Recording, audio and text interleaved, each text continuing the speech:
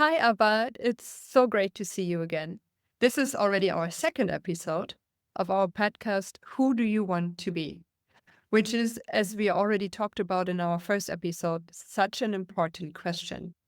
With all of those opportunities we have now, with technology evolving so fast and giving us so many different options of how to accelerate our work, of how to be more productive, of really starting things that we never dreamt of starting before, we really now need to have the right mindset and the right clarity to understand who do we want to be? Where do we want to go? What do we want to achieve? And I'm so happy that you and me together, we are starting this podcast to answer all of those questions. For audience out there, we're having amazing conversations about exactly those topics. How can we unite the best possible mindset with all the different options that technology is giving us? So thank you so much for doing this with me. I'm really happy about this. So am I. I'm so excited about this platform that we are creating because I really do believe that if you understand how to use technology best and have the right mindset, what you can achieve moving forward is unprecedented. And I'm so happy that we are taking this time and energy to actually contribute to this conversation and hopefully bring other people along with us. And to that note, I wanted to talk about something really important today, and that is tech overwhelm that can come with when you're starting to use AI. When I speak to people who are starting to use AI, they often go down the rabbit hole trying to learn all the different features of a particular AI tool that they have, whether it's ChatGPT or Canva or any other tool. And the challenge with this becomes is that they spend so much time trying to know the next best trick with the tool that they actually don't end up using the tool for anything useful. It's not a bad thing to go down that rabbit hole because at the end of the day, you need to be curious and you need to experiment with all the different tools. But I believe that the best way to take advantage of the AI tools that we have in front of us is to use it for completing a specific task. So if you look at a specific task that you have to create or to do that's going to take a long time, how can you use tools like, let's say, ChatGPT, because this is the tool that everyone has access to do that task in a smarter way that gives you a better output while taking you much less time than it usually would. And I think if you use tools like ChatGPT to help you with the tasks you have on your plate, that's the best way to do it. Have you started using ChatGPT yet? Yes, I have. And it's so funny what you were just saying about people who go into the nitty gritty of how to use a certain tool first before they actually start using it. Because I'm pretty much the opposite. Because for me, I'm thinking I don't want to spend too much time understanding how the tool works. In the end, my expectation is this tool is supposed to be smart. So I just needed to get going straight away, which has the advantage that I really can use it right away, but the disadvantage that there might be so many different things that tool does that I'm not even aware of. So I might not maximize it. And again, it's about, I believe, a mindset question, how we are approaching tools like these. So do we see them as something that should run by itself and is doing all the work for me? Or do we see it as a sort of collaboration that the tool is, of course, dependent on my input, but that I'm also benefiting a lot from the tool's output? And one of the latest examples that I can bring, which I think really fits into our conversation today, is the current study program that I'm going through. I'm pursuing an MBA, which is solely online. It's through a university that's based in the United States. And now I'm currently working on my graduation project, which is a business plan. And I decided to write that business plan by myself, even though the university recommended we should do it in a group because that would make it easier. And in their experience, groups also get better grades than people who just submit this individually. But I thought since I'm writing that about my existing business, I don't really want to share all the details with the group. But that also meant for me that the pressure increased. And I thought, if the expectation of the university basically is that my grade is going to be worse because I am delivering this by myself, I really want to make sure that I am sending in the best paper possible. And this is what I use ChatGPT for. I didn't ask ChatGPT to write the thesis for me, but I asked it, what is the best structure for a business plan? And that was very insightful because by now I learned how to write the right prompt for ChatGPT. So I gave it as much information as I had. I gave it all of the details that I was looking for. And so it really gave me an amazing structure.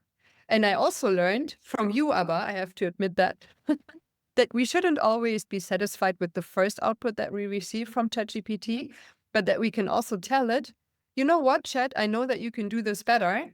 Try again. And then the output is slightly different from the first one.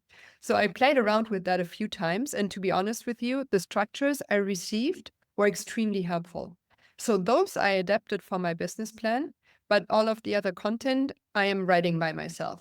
Not just because I know that the university is aware of ChatGPT and they will know very well whether it's my own product or it's been written by AI, but also because I want to learn from this, right? It's the business plan for my own business. So the more I think about it myself and the more work I put into it, the more I will benefit from this because in the end, I'm the one who's conducting the business and it's not ChatGPT.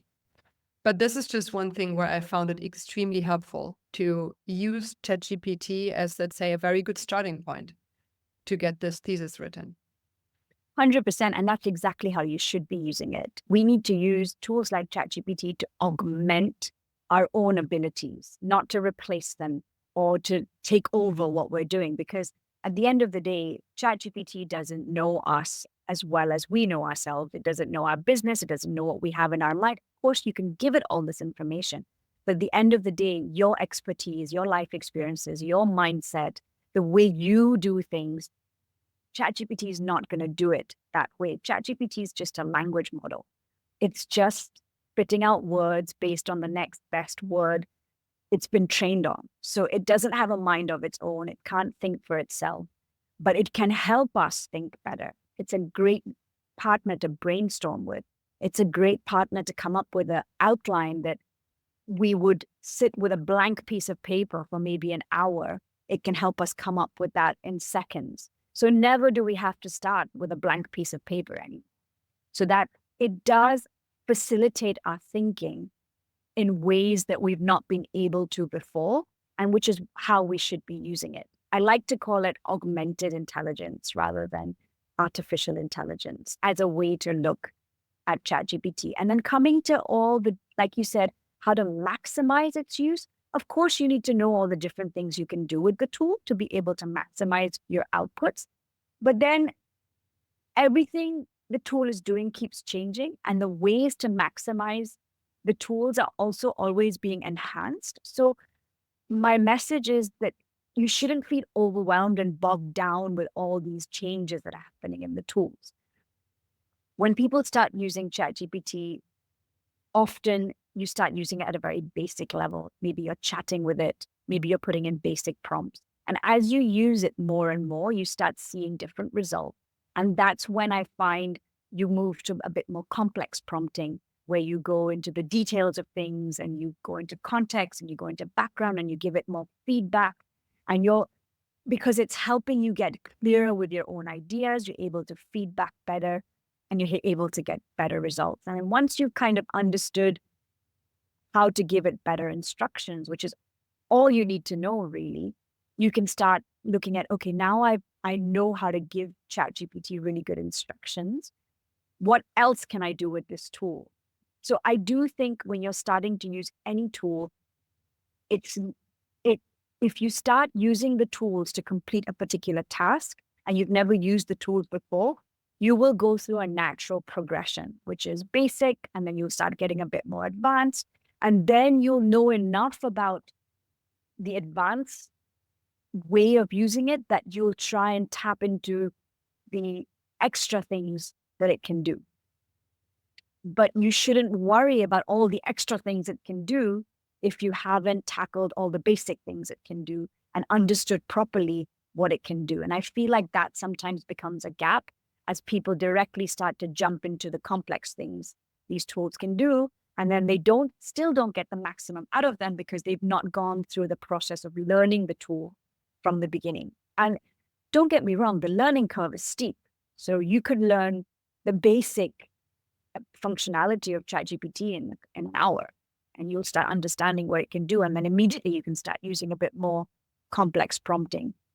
So when you're using tools, try and focus on getting the task done and trust that you will learn everything that you need to learn about the tool while you're trying to get your task done in the best way possible, rather than focus on, let me see everything that this tool can do. And I think that's just a smarter way of using the tools, whether it's ChatGPT or Canva for design. I mean, I could teach Canva for 16 weeks and I still wouldn't be able to teach you everything that Canva has to offer. But what is the point of that? There is no point of you learning every single thing a tool can do if you're not going to use that every single thing the tool is going to use. So you rather focus on what is the task you need to get done? Where do you need to be unstuck? How can you reduce the amount of time it takes you to do a certain task with this tool? And that's it. And then naturally, you will start finding yourself progressing to using the tools in better ways and better maximizing the outputs. And also, there's no user manual that comes with any of these tools. There are best practices, but according to who? According to people who use them. So there's no one way to doing anything. What works for me may not work for you. And what works for you may not work for me. There are good and better ways of doing things. But at the end of the day, like I like to say, you just have to path forward. You have to play around and find out to see what works best for you. And anybody who says that there's just one way of doing something in any one tool, that's not the way it is. And that's the beauty of these tools. As long as you're focused on getting your task done, there's no one way to do it. So just focus, pick a tool, focus on getting your task done, get it done. Don't move to another tool until you've got your task done with that tool. And keep using that same tool until you're absolutely maximized out of it. And you're either too bored and you need, or just completely maximized out of it before you try something else, because there are just too many tools on the market. If you look at the number of tools, let's look aside from ChatGPT, that were on the market 6 months ago, and you look at all the tools that are on the market today, they're totally different, because half the tools have died a death because they've just not been able to, sustain themselves or scale. So don't waste your time trying to find the next best tool. Start with the tools that are accessible and easily affordable, like ChatGPT can do so much.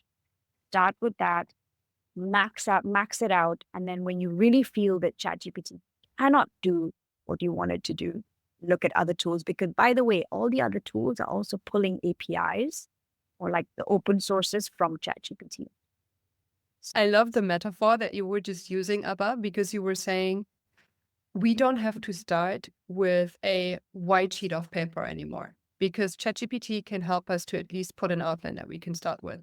And another thing that this white sheet of paper reminded me of is that many people see a white sheet in front of them and they would be expecting that they have to draw like Picasso and nothing else would be acceptable. Or when it comes to a writer like me now with my business thesis, that I would be saying, I'm expecting to have the perfect report without any mistakes on that white sheet of paper. But what we oftentimes forget is that the best writers on this planet, the best painters, they were practicing for a long, long time. So the most important part really is just, as you were saying, not to completely master the tool before I even get started. That's not the point. But just to go in with curiosity to see anything I can do now is a better start than just preparing myself for months until I then make a start and I fail because I didn't really practically understand the tool. I might know everything in theory, which is not going to help me, but I need to pull down that barrier of saying I need to be perfect before I even get started. That's not the point. I just need to get started, and that is what will get me perfect, right? So every little piece of exercise, of practice that we do will get us better. So even though my first prompt that I wrote on ChatGPT definitely didn't get me the results that I wanted, it still gave me the opportunity to look at that prompt and to ask myself, what was missing? What did I not think of? What else do I need to put in? And then I would try a second prompt. And the next answer would already be better. And then I would continue and continue through reflection, looking at what I just put in, to then see the changes of the output that I receive. Until finally, I know how to write a prompt because I practiced it. Not because I read about it, but because I really practiced it, because I experienced it. Because it's only that experience that we make ourselves that really helps us to become better at something. And I think this is absolutely important for technology as well, for all those tools out there, because at first they might seem intimidating because we who didn't study IT, for example, or data science or anything related to the field, we might be saying, this is too complicated. I've never used this before. Why should I be able to use this in a way that I want to? Nobody ever taught me to. But that's not the point. Tools like ChatGPT are made for everyone. This is why it's also called open AI, because it's out there in the open for everybody to use. And this is exactly the point that we need to embrace. We shouldn't be afraid of it, but we should say, this is an invitation to learn something new. This is an invitation for me to understand something that makes my life so much easier. And this is exactly where our bridge comes from, right? That we are saying we need to have the right mindset that allows us and motivates us to try something that hasn't been known to us yet. And this is also what's called the growth mindset, right? It's not about being afraid of something I don't know, but it's about taking something I don't know as an opportunity to learn something that I might be great at. But I will never know if I'm great at it unless I really try. Absolutely. And just like you said, these tools are so intuitive and they've been built to work for anyone, which really means that you don't really have the excuse of procrastinating anymore. Like, how many times have you looked at that blank sheet of paper and been like, where do I even begin? So the tools like ChatGPT, take away any need to procrastinate because you don't have to start with a blank piece of paper anymore. Plus, with a little bit of experimentation and a little bit of curiosity, you can go so far so quickly that you don't need to stall on anything anymore. You just have to be open to experiencing these tools and just playing with them. And there's an enjoyment of playing with them because they are actually quite fun to play with. And it's technology, but there is nothing technical about these tools. Of course, in ChatGPT, coders can use it differently, web developers can use it differently. There is a space, an opportunity for advanced coding within ChatGPT. But that's for a different set of people who want to do very different things and who have studied how to do those things. However, even I can do those things if I want to, because I can get ChatGPT to write me the code to do those things. So again, it comes to all the points that we've been talking about on this episode, that there are no more barriers to entry. What we can do now is absolutely limitless. We can embrace possibility to a different level, but we do need to have the mindset of experimenting and just giving it a go, because the truth is, nobody really knows it all. Nobody really knows what's next. It's moving really fast, but everyone's just kind of running with it. The plane is being built while it's being flown, if that makes sense. That new technology at the moment. So, new technology is like literally everyone is building the plane while they're flying it. Nobody really knows everything, and it's not important. We just need to be able to be open to experimentation and iterations and just giving it a go, because that's the only way we can learn how to use these tools. And like I said, there is no user manual. So if you have any reservations on using these tools to really do something for you, put them aside and just Just take a decision to experiment with the tools with full curiosity and make that part of who you want to be. Someone who is open to change, open to adapt, and open to just take things as they come and be part of them. So there's no user manual to use these tools. We need to be open to experimenting and being curious. And that's what's going to help us adapt to all the changes, because today we're doing it one way, tomorrow it's going to be another way, and after that it's going to be another way. There's no one way that anything is going to happen. It's more important now than ever before to embrace things like experimentation, curiosity, and adapt to everything that's happening around you, having the openness to adapt to everything around you. And think about these three things as core to who you want to be moving forward, because this is really what's going to help you thrive. And that's the whole point of this podcast, to give you food for thought on who you want to be, who you want to become, while you embrace this world full of change that's happening by the second. And that's no exaggeration. So take some time this week again to think about, have you started using new technology? If you haven't, start. Just open the computer, go to chatgpt.com and just play with it. If you're already doing that, try and see what else you can do, how you can use it better. And don't look for tools and guides and methods. Just go and experiment and be open to seeing what you might find. And just with that mindset, you will see a huge change in how open you are to receive what's coming. Thank you for listening.